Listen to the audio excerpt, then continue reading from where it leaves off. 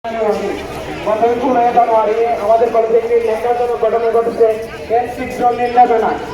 আমানুল্লাহ বহিরাগত আমানুল্লাহ ভাড়াটিয়া গুন্ডা বাহিনী দিয়ে আমাদের পরীক্ষার হলে এসে গানসুর লুটপাট করে আমাদের প্রশ্নপত্র খাতা ছিঁড়ে ফেলে।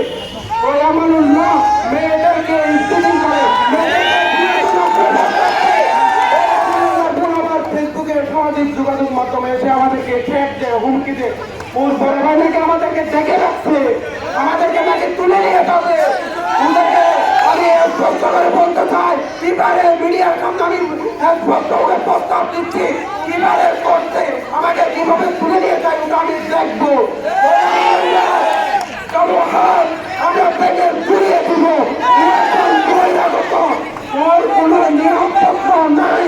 ও একজন বান্ধবন কলেজের বহিরাগত। ও বান্ধবন কলেজের কোনো ঠিক করে না। ও বান্ধবন কলেজের বহিরাগত এবং ওর কিছু সন্ত্রাসী গুন্ডা দ্বারা আমাদের কলেজে এসে আমাদের প্রশ্নপত্র 303 নম্বর থেকে ছিঁড়ে দিয়ে গেছে। ওর একজন নামদারি বড় গুন্ডা হচ্ছে মোহাম্মদ জমি।